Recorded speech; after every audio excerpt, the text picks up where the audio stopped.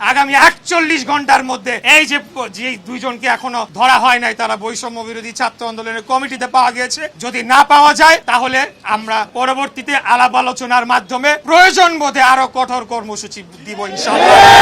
বৈষম্যের সন্ত্রাসীরা হুঁশিয়ার সাবধান, হুঁশিয়ার সাবধান, বৈষম্যের সন্ত্রাসীরা ফাঁসি চাই, ফাঁসি চাই। এই যে বেনসন গ্যাং না কি গ্যাং, আমরা মব কালচারে বিশ্বাস করি না। বাংলাদেশ জাতীয়তাবাদী দল এবং বাংলাদেশ জাতীয়তাবাদী ছাত্র দল আমরা গণতান্ত্রিক রাজনৈতিক পন্থায় বিশ্বাস করি, আমরা আইনের শাসনে বিশ্বাস করি। আমরা চাই দেশের প্রত্যেকটি স্তরে আইনের শাসন নিশ্চিত করা হোক। অতএব আইন শৃঙ্খলা রক্ষাকারী বাহিনীর দায়িত্ব এদেরকে খুঁজে বের করে আইনের আওতায় নিয়ে আসা। আমরা চাই না জনগণকে সাথে নিয়ে এখন আমরা এইসব গ্যাং খুঁজে বের করে তাদেরকে দাঁত ভাঙা জবাব দেওয়ার জন্য আমরা প্রস্তুত রয়েছি। এবং তাদেরকে যারা রক্ষা করার চেষ্টা করবে, আইন শৃঙ্খলা রক্ষাকারী বাহিনীকে যারা বাধাগ্রস্ত করার চেষ্টা করবে, তাদেরকে বলবো অন্তর্বর্তীকালীন সরকারের সময়ের জন্য এসেছে, বিশেষ দায়িত্ব নিয়ে এসেছে বাংলাদেশে একটি সুষ্ঠু, সঠিক, অবাধ, নিরপেক্ষ, গ্রহণযোগ্য নির্বাচনের মাধ্যমে জনগণের সরকারের কাছে ক্ষমতা হস্তান্তর করে দেওয়ার জন্য।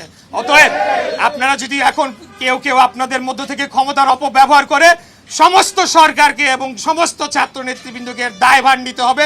আপনাদেরকে তাদেরকে আইনের আওতায় তুলে দিতে হবে, না হলে বাংলাদেশের জনগণ আপনাদেরকে এর জন্য দায়ী করবে। আমরা আলটিমেটাম দিতে চাই না, কিন্তু আমরা আলটিমেটাম দিচ্ছি। আগামী ৪১ ঘন্টার মধ্যে এই যে দুইজনকে এখনো ধরা হয় নাই, তারা বৈষম্য বিরোধী ছাত্র আন্দোলনের কমিটিতে পাওয়া গেছে। যদি না পাওয়া যায় তাহলে আমরা পরবর্তীতে আলাপ আলোচনার মাধ্যমে প্রয়োজন বোধে আরো কঠোর কর্মসূচি দিব ইনশাআল্লাহ। বৈষম্যের সন্ত্রাসীরা হুঁশিয়ার সাবধান, হুঁশিয়ার সাবধান, বৈষম্যের সন্ত্রাসীরা ফাঁসি চাই, ফাঁসি চাই। প্রাণ সসের মাখামাখি টেস্ট নুডলসকে করে তোলে আরো ইয়ামি, আরো জোস। প্রাণ সসের সন্ত্রাসীদের কোনো পরিচয় নাই। সন্ত্রাসীরা বিএনপি না, সন্ত্রাসীরা জামাত না, সন্ত্রাসীরা এনসিপি না, সন্ত্রাসীরা বৈষম্য বিরোধী না, সন্ত্রাসীরা সন্ত্রাসী। কিন্তু কেউ যদি তাদেরকে রক্ষা করার চেষ্টা করে তাহলে কিন্তু তারা বোকার স্বর্গে বাস করছে। আমরা কিন্তু আজকে এমনি আমরা চলে উড়ে এসে জুড়ে বসি নাই। আমাদের দীর্ঘ আন্দোলন সংগ্রামের লড়াই করার ইতিহাস রয়েছে এবং আমাদের ভাইদের প্রতি যদি আরেকটা আঘাত আসে তাহলে আমরা যথাযথ জবাব দেওয়ার জন্য আমরা ঢাকাবাসী প্রস্তুত রয়েছি ইনশাআল্লাহ।